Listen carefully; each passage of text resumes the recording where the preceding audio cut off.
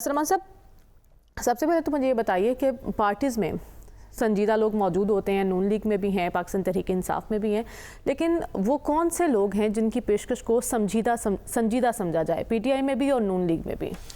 देखें, मैं हमेशा से सियासी डायलॉग का हामी रहा हूँ। मैं हमेशा प्रोग्राम में ये बात करता हूँ कि अगर पाकिस्तान के अंदर आपने इस सियासी महाज पर ठहराव लेके आना है तो फिर डायलॉग का अमल है। आज अगर पाकिस्तान के अंदर टकराव है, तनाव है, इंतशार है, खलफशार है तो किस वजह से है, और इसका ख़ात्मा उस वक्त तक मुमकिन नहीं जब तक पॉलिटिकल लीडरशिप नहीं बैठेगी। ये तो था एक असूली मौक़िफ़। अब आ जाए कि हक़ाइक़ क्या है। देखिए, मैं नहीं समझता कि ये जितने बयानात का आपने जिक्र किया है इसमें कोई सियासी संजीदगी है या कोई बड़ी पेशरफ्त होने जा रही है। ये अगर इरफान सदीकी साहब ने सेनेट के फ्लोर पे ये बात की है तो ये एक सियासी कारकुन के जज्बात और एहसासात है। अच्छा। ख्वाजा साद रफीक भी मुसलसल ये बात करते नजर आ रहे हैं, राना सनाउल्लाह भी। वो हुकूमत को रिप्रेजेंट कर रहे हैं वहाँ पे कि पार्टी को रिप्रेजेंट कर रहे हैं? इरफान सदीकी साहब लोग हैं जिनके, मुझे याद पड़ता है जब तहरीक इंसाफ इस पोजीशन में नहीं थी तो उस ज़माने में भी बावजूद के आपस में एक टकराव की कैफियत होती थी। खुर्शीद शाह और इसहाक डार जब भी कोई संजीदा मूव होती थी यहाँ होती थी, और फिर जब तहरीक इंसाफ बड़ी पोजीशन में आना शुरू हुई तो शाह महमूद कुरैशी साहब होते थे। अब तो वो नहीं है ना। अब शहरियार आफरीदी और शिबली फराज, इन दोनों में से किसको संजीदा लिया जाए? मैं ये समझता हूँ कि मैं वो बयान कोड नहीं करना चाहता कि वो सियासी लीडरशिप तो अपने मफादात के लिए सब कुछ कर रही है। मैं आपको जो संजीदा मूव थी वो बताता हूँ कहाँ थी। वो ये थी कि जब रोज़ों में एक अफ्तार पार्टी में पेशावर के कोर कमांडर हाउस में चीफ मिनिस्टर को और कैबिनेट को बुलाया गया, ये एक संजीदा मूव थी इस हवाले से कि वहाँ पर सिक्योरिटी के मामला थे।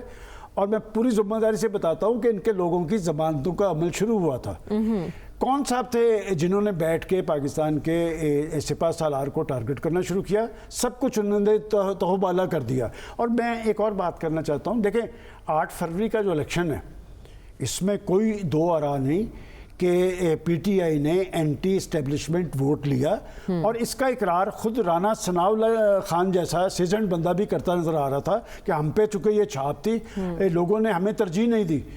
तो इसका मतलब इतना बड़ा तजाद है आपकी सियासत में कि आप बैठ के हमारी फौज के सिपा सालार को टारगेट करते हैं, दूसरी तरफ आप पढ़ते नजर आते हैं। मैं यही कह रहा हूँ, देखें उन्हें ये पता है ना, चूंकि पैदावार है, आए उनके जरिए थे तो उन्हें यकीन है कि रास्ता वहीं से निकलेगा। लेकिन ये मैं आपको बता दूं कि ना कोई डील है, अच्छा, ना कोई डील है, ना कोई पसंद पर्दा कोशिशें हो रही हैं। ये सारे के सारे बयानात हैं और अगले 24 और या 48 घंटे में आपको तहलील होते नजर आएंगे किसी एक के बयान की सूरत। ठीक है सलमान साहब, क्यों नागुज़ीर है सदारत नवाज शरीफ साहब के लिए पार्टी की? शहबाज शरीफ साहब से कोई प्रॉब्लम है या कुछ तहफ़्फ़ुज़ात है उनके तर्ज़ हुक्मरानी को लेकर? देखें, ये नून लीग में जो नून है वो नवाज शरीफ का है, और नून लीग एक बड़ी पार्टी में इसलिए आई कि नवाज शरीफ की माजी की हुकूमतों की कारकर्दगी की वजह से लोग उनकी तरफ राग़ब हुए।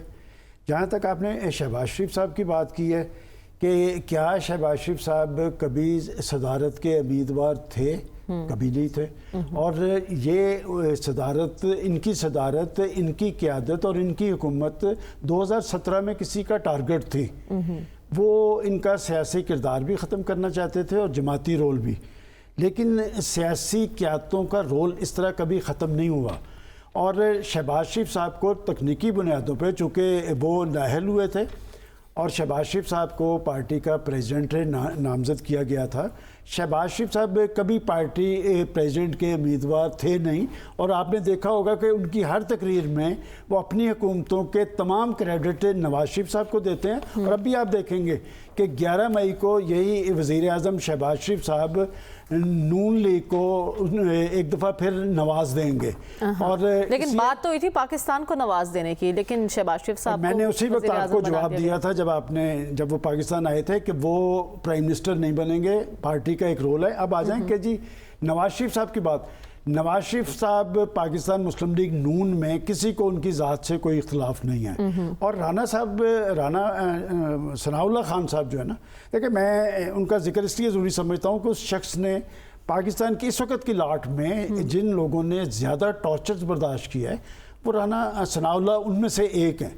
और वो बड़े मैच्योर हैं पॉलिटिकल हवाले से, और पंजाब के अंदर मुस्लिम लीग नून का गढ़ यही है और ये इनिशिएटिव उन्होंने लिया है। मैंने आपके प्रोग्राम में आज से एक माह पहले बता दिया था कि नवाज शरीफ साहब पार्टी के सदर बनने जा रहे हैं। इसलिए देखें, अब आप आ गए हुकूमती कारकर्दगी कि पीडीएम की हुकूमत हो, उसमें भी नवाज नून लीग की जो मकबूलियत थी उसे झटका लगा।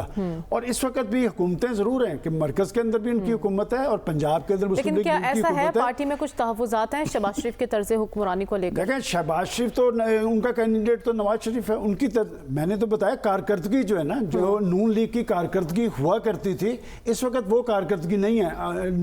नवाज शरीफ साहब को इसलिए तरजीह दी जा रही है कि नवाज शरीफ साहब हमेशा टिल्ट लोगों पे रखते थे। मैं उन्हें देखता रहा उनकी सियासत को कि उनकी कोशिश होती थी कि आम आदमी को रिलीफ दी जाए। और आज भी जब पार्टी ये बात रेजोल्यूशन में शामिल है कि जी हम चाहते हैं कि अपना सियासी बयानिया दुरुस्त किया जाए कि बात है कि आप एस्टेब्लिशमेंट के सहारे हुकूमतों से जा भी सकते हैं, आ भी सकते हैं, लेकिन आपकी सियासत का हुकूमतें आर्जी होती हैं, सियासी जमातें मुश्किल होती हैं। सियासी जमातें ना, आप हुकूमत में हैं तो आपकी कारकर्दगी आपको दिखाने की ज़रूरत है। सलमान साहब, क्या समझते हैं आप, ये इक़दाम कितना खुश आइंदा है वज़ीर आज़म का? देखिए, ये इक़दाम प्राइम मिनिस्टर साहब ने किया है और ये गंदम उन्होंने ख़रीदनी है पास्को के ज़रिए। ये फेडरल गवर्नमेंट ख़रीदती है। दरअसल इस वक्त इशू ये नहीं है, इशू ये है कि जी पाकिस्तान का काश्तकार वो अपनी साल की खून पसीने की कमाई होती है उनकी, और यहाँ पर उनकी ख़रीदारी नहीं हो पा रही। और क्यों कर नहीं हो पा रही, इसकी बड़ी वजह यह है कि आपके यहाँ निगरान दौर में 35 लाख टन बग़ैर ज़रूरत के मंगवा ली गई। किसने मंगवाई, क्यों कर मंगवाई, किस मकसद के तहत मंगवाई, इसमें आपने फ्लोर मिल्स को प्राइवेट लोगों को इख्तियार दे दिया कि वो मंगवा लें। और उस वक्त आपके पास 23 लाख टन आपके गोदामों में पड़ी थी। इस वक्त हमारे काश्तकार का सबसे बड़ा इशू ये है कि ये मसला अब पंजाब की चीफ मिनिस्टर साहिबा से मुतल्लिक़ है। और मैं समझता हूँ कि पहली दफ़ा ये हुआ है कि पंजाब असम्बली के अंदर हुकूमती और अपोजिशन अरकान काश्तकारों की किसी हद तक आवाज़ बने हैं। देखिए, बात यह कि जब अरकान असम्बली ये ज़्यादातर दही इलाकों से होते हैं, ये एक बहुत बड़ा इशू है, 5-7 करोड़ लोगों का इशू है, और इसमें जितनी संजीदगी जाहिर करनी चाहिए थी उतनी नहीं हो पा रही। और जब तक खरीदारी नहीं होगी, बात है कि इस वक्त भी लूट मार कौन कर रहा है, वही माफिया, वही मिडल मैन, और उनसे ले रहे हैं बेचारों से 2800, 3000, 3200, और सरकारी रेट है 3900। मैं समझता हूँ कि पंजाब की चीफ मिनिस्टर साहिबा मरियम नवाज साहब को चाहिए कि जिस तरह वज़ीर आज़म साहब ने, फेडरल गवर्नमेंट ने 4 लाख टन अजाफी ख़रीदारी का फैसला किया है, पंजाब के इस मसले को संजीदगी से ले। ये रियल इशू है कि बात है कि हम सियासत की बात करते हैं, उन लोगों की बात नहीं करते। मैं हमेशा कहता हूँ कि पाकिस्तान अगर फाका कशी का शिकार नहीं कभी हुआ, कहत साली का शिकार नहीं हुआ, तो इस काश्तकार बेचारे की वजह से नहीं हुआ। ये काश्तकार, ये भी वोटर है आपके, और ये एक बड़ी मुआशी कुव्वत है पाकिस्तान की। आपके इस वक्त बुनियादी जिम्मेदारी पंजाब हुकूमत की पंजाब गवर्नमेंट को इस मामले को देखे।